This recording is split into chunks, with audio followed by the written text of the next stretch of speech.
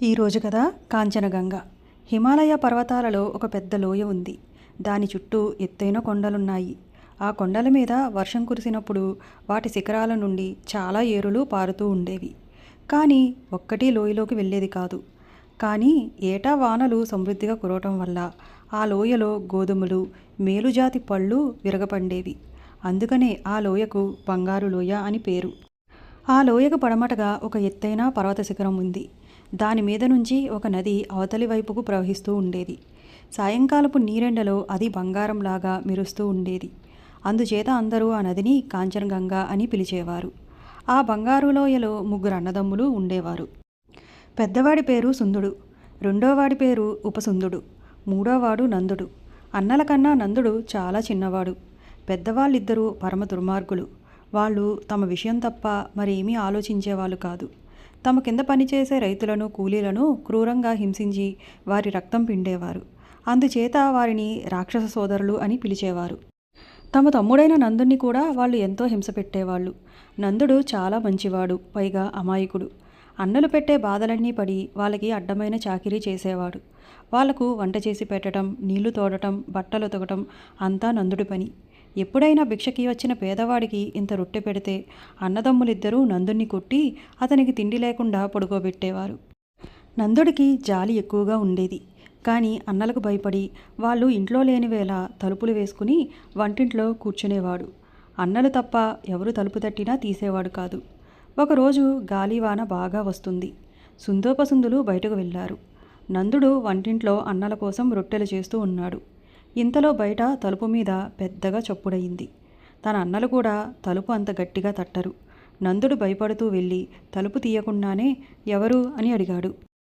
తలుపు తీయి అని పెద్ద బొంగురు గొంతు వేగంలాగా గర్జించింది. నందుడు తలుపు తీశాడు. ఒక్కసారిగా ఇంట్లోకి తుఫాను ప్రవేశించినట్లయింది. ఒక లావుపాటి పెద్ద మనిషి లోపలికి వచ్చాడు. మనిషి నల్లగా మేఘంలాగా ఉన్నాడు. అతను నందుడితో, మంచి వాసన వస్తుంది, రొట్టెలు కాలుస్తున్నావా, ఏది నాకు ఒకటి పెట్టు అంటూ లోపలికి వచ్చాడు. అతను అడుగు పెట్టిన చోటల్లా నీళ్లు మడుగులు కడుతున్నాయి. అయ్యా, మీరెవరో నాకు తెలియదు. మిమ్మల్ని లోపలికి రానిచ్చినందుకు నన్ను మా అన్నలు చంపేస్తారు. వాళ్ళు వచ్చే వేళ అయ్యింది. మీరు దయచేసి వెళ్ళిపోండి అని బ్రతిమిలాడాడు నందుడు. ఆయన పెద్దగా నవ్వి, నేను రాకపోతే మీ అన్నలకు ఎట్లా జరుగుతుంది, ఏది ఒక రొట్టె తినిపోతాను అన్నాడు ఆ పెద్ద మనిషి. స్వామి, నేను మీకు రొట్టె పెడితే అది నేనే తిన్నానని మా అన్నలు నన్ను చంపేస్తారు. సరిగ్గా ముగ్గురికి 3 రొట్టెలే చేస్తున్నాను అన్నాడు నందుడు. నేను మీకు ఇంత ఉపకారం చేస్తున్నాను. నాకు ఒక రొట్టె పెడితే అరిగిపోతారా? ఆకలి వచ్చిన వాడిని వెళ్ళగొట్టడం ధర్మమా అన్నాడు ఆ పెద్ద మనిషి. ఆయన చెప్పిన మాట అబద్ధం కాదు.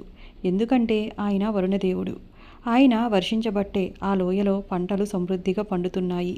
ఆయన దయవల్లే ఆ అన్నదమ్ముడు అంతటి భాగ్యవంతులయ్యారు. అయితే ఈ సంగతి నందుడికి తెలియదు. నందుడికి పెద్ద మనిషిని చూస్తే జాలి వేసింది. వానకు తడిసి ఆకలితో ఉన్నవాడికి ఒక రొట్టె ఇస్తే తరిగిపోయేదేముంది అనుకుని, అయ్యా, నా వంతు రొట్టె తీసుకోండి అన్నాడు. మరి నీకు అన్నాడు వరుణదేవుడు. నాకు లేకపోతే పర్వాలేదులేండి, పస్తు పడుకోవటం నాకు అలవాలే అన్నాడు నందుడు. వరుణదేవుడు నందుడిచ్చిన రొట్టె తింటూ, చాలా బాగుంది, వరుణయ్య వచ్చి రొట్టె తినిపోయాడని మీ అన్నలతో చెప్పు, వారు నిన్నేమీ అనరులే అని వచ్చిన దారి పట్టి వెళ్ళిపోయాడు వానదేవుడు. తర్వాత కొద్దిసేపటికి సుందోపసుందులు తిరిగి వచ్చారు. భోజనం పెట్టమని తమ్ముణ్ణి అడిగారు. పళ్ళెంలో 2 రొట్టెలు కనిపించాయి. మూడోది ఏదని అడిగారు. ఎవరో వరుణయ్యట వచ్చి తినిపోయాడు, ఆ మాట మీతో చెప్పమన్నాడు అన్నాడు నందుడు భయపడుతూ. ఈ ఇంట్లో అడుగు పెట్టడానికి వరుణయ్యకేం అధికారం ఉంది? అసలు ఈ లోయలో కాలు పెట్టడానికి ఈ బిచ్చగాలికి ఏం అధికారం ఉంది అన్నాడు సుందుడు ఇల్లు ఎగిరిపోయేలాగా అరుస్తూ. వరుణయ్య లేదు, వాగయ్య లేదు. నువ్వే రొట్టె తినేసి ఎవరి మీదో పెట్టి మా రొట్టెల్లో భాగం కోసం ఎదురు చూస్తున్నావు.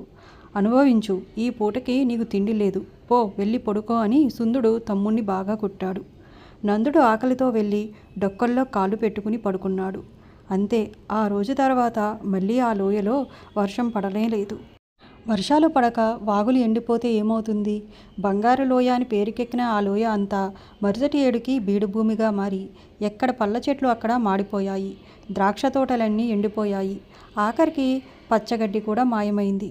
అలా మరో ఏడు తిరిగింది. ఎక్కడ చూసినా ఎర్రమట్టి, ఇసుక తయారయ్యింది. లోయ చుట్టూతా ఉన్న కొండలన్నీ బోడికొండలు అయిపోయాయి.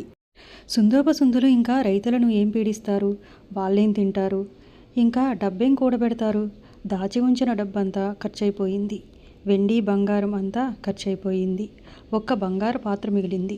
దాన్ని కూడా కరిగించి అమ్మటానికి సుందోపసుందులు సిద్ధమయ్యారు. ఆ పాత్ర నందుడిది. దాన్ని కరిగించవద్దని, అది తనకుండనివ్వమని నందుడు చాలా వేడుకున్నాడు.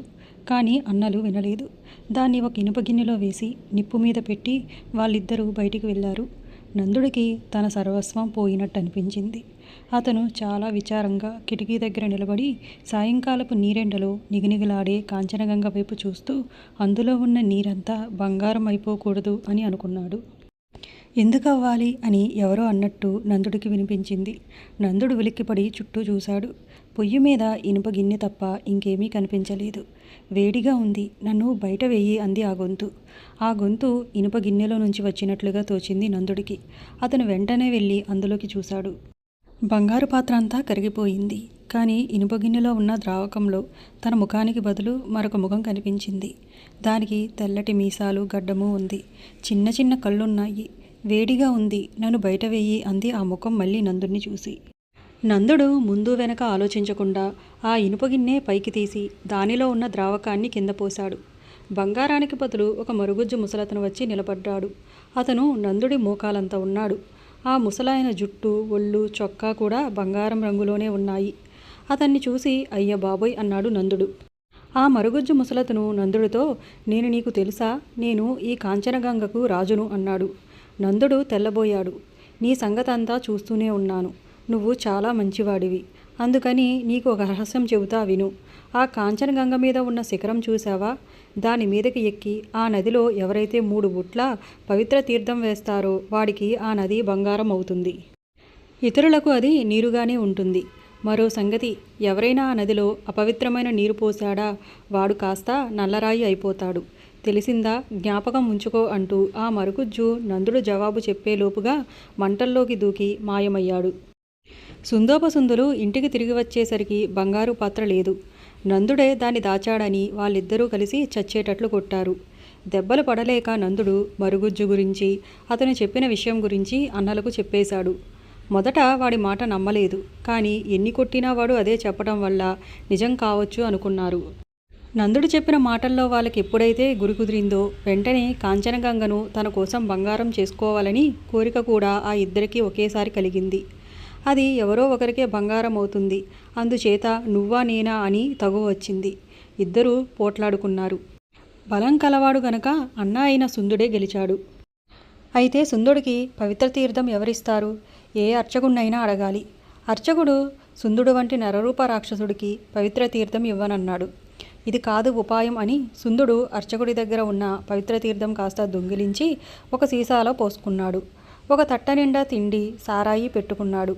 కాంచనగంగ శిఖరం ఎక్కటానికి ప్రయాణమయ్యాడు. సుందుడు గబగబా కొండెక్కుతున్నాడు.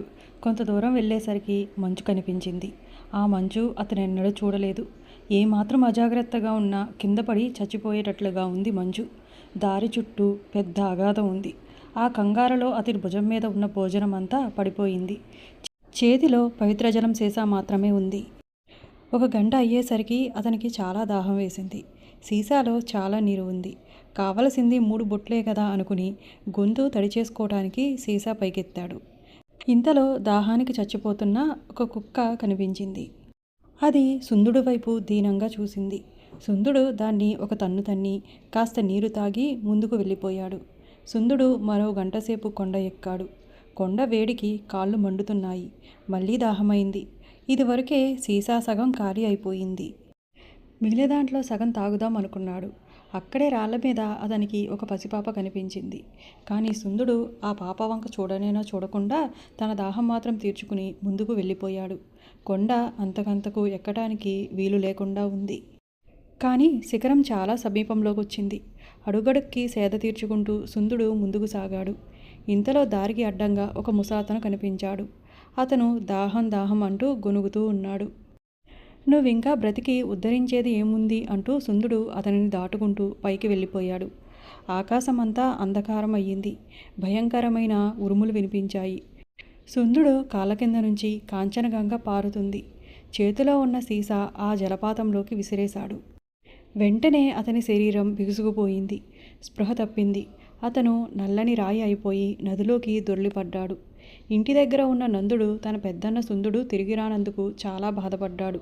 కానీ ఉపసుందుడు చాలా సంతోషించాడు.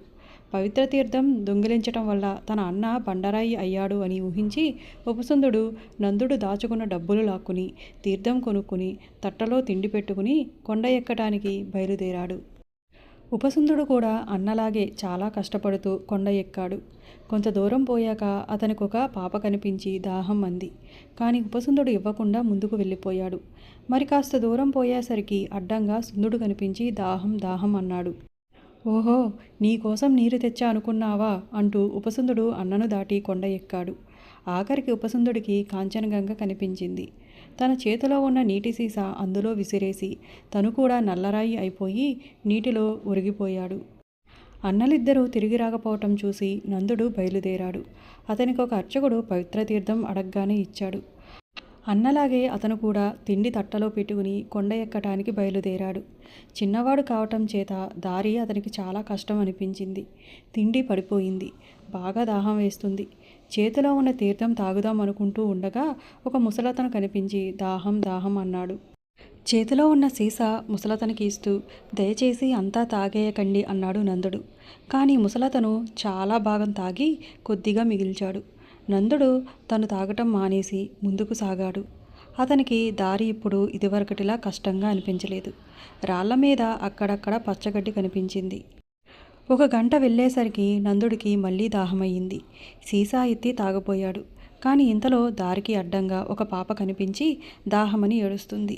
తన దాహం మరికొంతసేపు భరించడానికి నిశ్చయించుకుని నందుడు పాపకి సీసా అందించాడు. ఆ పాప సీసా తీసుకుని దాదాపు ఖాళీ చేసి కొండ దిగి పరిగెత్తి వెళ్ళిపోయింది. నందుడు మరో గంటసేపు నడిచాడు. అతను నడిచే దారంతా మంచి పూల వాసన వస్తుంది. మళ్ళీ నందుడికి దాహమయ్యింది. సీసాలో కొన్ని చుక్కల నీరే ఉంది. అందుచేత అతనికి తాగటానికి మనసొప్పలేదు. కానీ అదే సమయంలో దాహానికి చచ్చిపోతూ ఒక కుక్క కనిపించింది. వెధవ బంగారం లేకపోతే పోయింది అనుకుని నందుడు చావటానికి సిద్ధంగా ఉన్న కుక్క నాలుక మీద తన సీసాలో ఉన్న పవిత్ర జలం పోశాడు. కుక్క లేచి తోక విదిలించుకుంటూ కొండ దిగి వెళ్ళిపోయింది. శిఖరం చేరువలోనే ఉంది. కానీ అతని దగ్గర పవిత్ర జలం లేదు. అయితే నందుడికి ఒక కలువ కనిపించింది. దాని మీద 3 మంచు బిందువులు కనిపించాయి. నందుడు ఆ పువ్వు కోసి దాని మీద మంచు బిందువులు కాంచనగంగలో విదిలించాడు. అతను తిరిగి ఇంటికి వచ్చేసరికి కాంచనగంగ ఒక పాయ చీలి బంగారు లోయ గుండా ప్రవహిస్తుంది. ఈ నదిలో ఎండిపోయిన లోయ అంతా తడిసింది. మళ్ళీ గడ్డి మొలిచింది. తోటలు వెలిశాయి. పొలాలు పండాయి. బంగారు లోయ తిరిగి నిజంగా బంగారు లోయ అయ్యింది. నందుడు ఆ సంపద యావత్తూ అనుభవించాడు. అడిగిన వారికి పెట్టి రైతులను కూలీలను దయతో చూసి నందుడు తన అన్నలు సంపాదించిన అపఖ్యాతి పోగొట్టుకుని మంచి పేరు తెచ్చుకున్నాడు.